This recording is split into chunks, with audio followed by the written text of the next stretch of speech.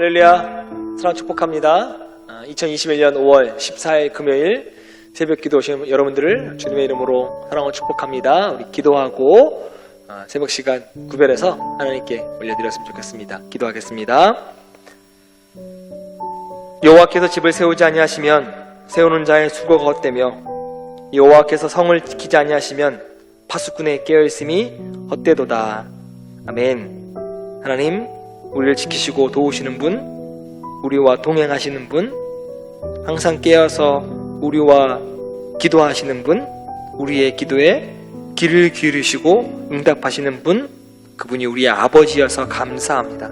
항상 그 아버지에게 모든 걸 다 맡겨놓고 살아가는, 그래서 하나님으로부터 오는 참된 쉼을 얻고 살아가는 저희들 모두가 되게 도와주시옵소서. 오늘도 주님과 동행하길 간절히 소망하며 거룩하신 예수님의 이름으로 간절히 기도합니다. 아멘. 할렐루야, 사랑과 축복합니다. 새벽을 깨우신 성도님들에게 하나님의 은혜와 은총이 더하시기를 주님의 이름으로 간절히 축원합니다. 오늘은 잠언 7장 10절에서 27절 말씀입니다. 어제 제가 뭐라고 말씀드렸냐면, 한 젊은이가 대로변에서부터 조금씩 좁은 길로 가는데 그 목적지가 어디라고 말씀드렸죠? 음녀의 집이라고 말씀을 드렸습니다. 그래서 우리가 누구와 관계를 잘 맺어야 되냐라고 하는 문제를 갖고 여러분과 잠깐 은혜를 나눴던 걸로 기억합니다.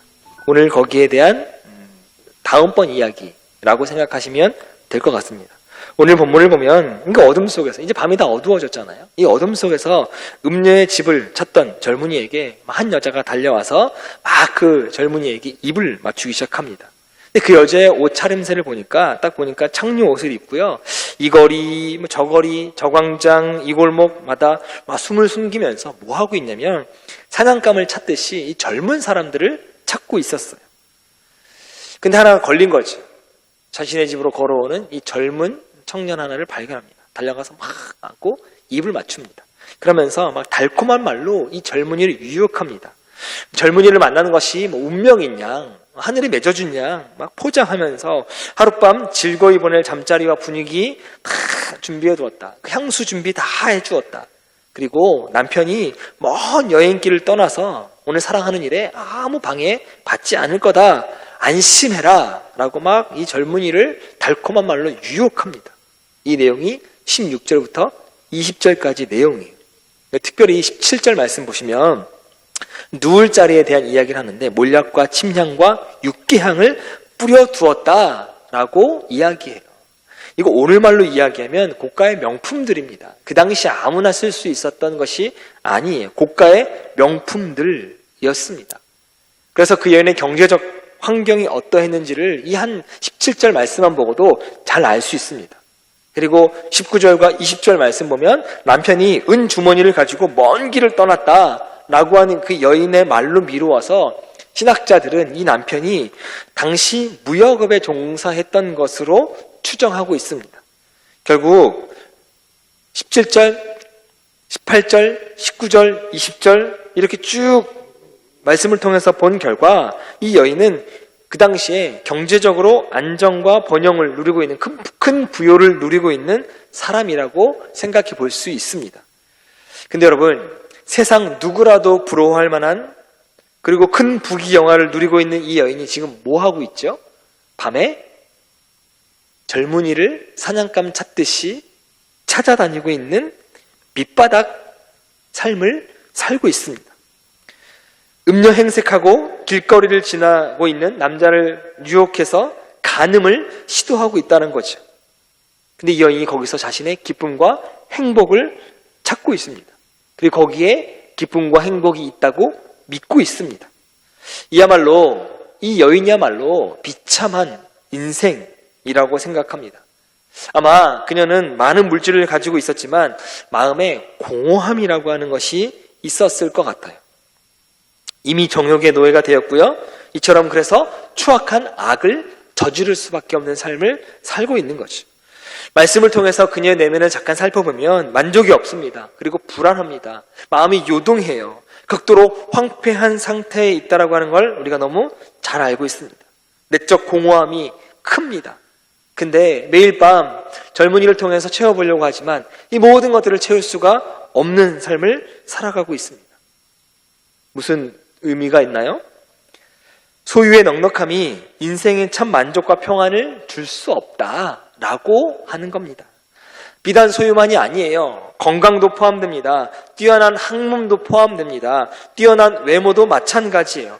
최고의 미모를 자랑하는 그 여배우가 어느 날 자살합니다. 재벌 총수가 자살해요. 남 부러울 것 없이 가졌다지만 끝없이 밀려오는 고독과 공허함 이기지 못하고 몸을 던지는 사람들의 소식이 이를 반증해 주고 있습니다. 이 같은 사실을 통해서 우리가 알아야 할 중요한 사실이 있습니다. 인생에서 사람이 얼마나 가지고 있느냐, 그렇지 않느냐에 있지 않다라고 하는 거죠. 행복은, 기쁨은, 평안은. 오히려 영적인 풍요가 없는 물질적 풍요는 영혼을 피폐하게 하고요. 도리어 악의 도구로 사용되어서 가지고 있는 그를 더 불행하게 한다는 사실 우리도 알아야 될 줄 믿습니다. 이러한 사실을 대한 증거로 여러분 세계에서 자살률이 가장 높은 나라로 유명한 나라가 일본과 스웨덴 그리고 또 한국입니다. 일본은요 경제 대국이에요. 스웨덴은요 복지 정책이 세계에서 가장 잘 되어 있는 나라입니다. 우리 역시 이제는 거지도 없는 아주 누구나 잘 먹고 잘 살 수 있는 나라가 되었음에도 불구하고 자살률이 세계 1, 2, 3등을 다투고 있습니다. 반면 최빈국, 세계 최빈국이라고 이야기하는 방글라데시, 부탄 이러한 나라들은 정말 너무나 어려운데 너무나 가난함에도 불구하고 행복 지수가 가장 높다고 평가되고 있습니다. 이건 오늘 말씀의 교훈처럼 행복은 결코 물질이 많고 적음에 비례하지 않다라고 하는 사실을 말해주고 있는 것이죠. 그럼에도 불구하고 우리는 여전히 물질의 풍요와 부유함이 우리를 행복으로 이끈다고 생각할 때가 너무나 많습니다. 그래서 신앙뿐만 아니라 가정, 우정 등등에서 또한 인생에서 지켜야 할 소중한 가치들 이 모든 것이 풍요와 부유함을 위해 철저히 희생되고 외면되고 있다는 것이 무척이나 안타깝다라고 하는 거죠. 이같이 그릇된 가치관을 지니고 살아가는 인생들이 발견하는 것은 처절한 고독과 허무와 비참함 뿐이라고 이야기할 수 있습니다. 그런 말 있잖아요. 돈으로 집을 살 수 있어도 가정은 살 수 없다. 돈으로 침대를 살 수 있어도 잠은 살 수 없다. 돈으로 의사를 살 수 있어도 건강은 살 수 없다. 돈으로 피를 살 수 있어도 생명은 살 수 없다. 돈으로 관계를 살 수 있어도 사랑은 살 수 없다. 우리 인생에서 소중한 것, 부유함과 풍요로움이 아니라 영원한 가치인 영생과 기쁨의 구원을 가져다 줄 하나님이 우리의 최고의 가치인 줄 믿습니다. 마음에 공허하심이 있으신가요? 물질이나 다른 어떤 걸로 그 공허함이 채워지지 않습니다. 오로지 말씀 그리고 그 말씀이 육신이 되어주신 그 예수 그리스도가 바로 우리의 공허함을 채워주실 수 있는 줄 믿습니다. 오늘도 다른 것에 의지하지 아니하시고 하나님을 의지하고 말씀을 의지하고 주님의 능력을 의지하고 주님의 강한 오른팔을 의지하시는 여러분 되시기를 주님의 이름으로 간절히 축원합니다. 그 하나님께서 우리에게 참 행복과 만족 그리고 풍성하게 하시는 물질의 축복까지도 부어주실 줄 믿습니다. 오늘도 그 주님 붙들고 승리하시는 여러분 되시기를 주님의 이름으로 간절히 축원합니다. 기도하겠습니다. 사랑과 은혜가 많으신 하나님, 우리의 행복은 물질에 있지 않습니다. 우리의 행복은 얼마나 많이 소유하냐에 있지 않습니다. 우리의 행복은, 우리의 기쁨은 얼마나 하나님과 올바른 관계를 맺고 있느냐에 있는 줄 믿습니다.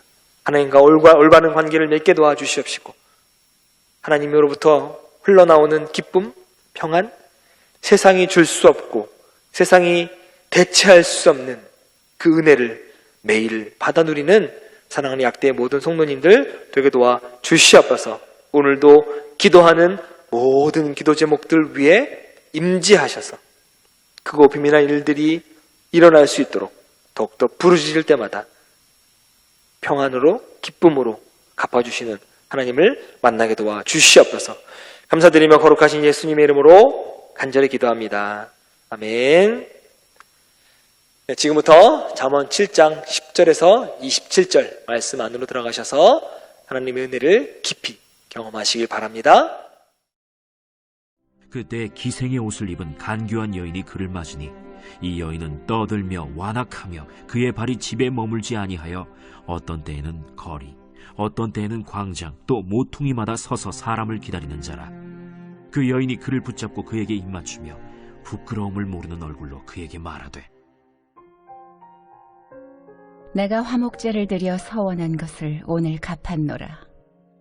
이러므로 내가 너를 맞으려고 나와 네 얼굴을 찾다가 너를 만났도다.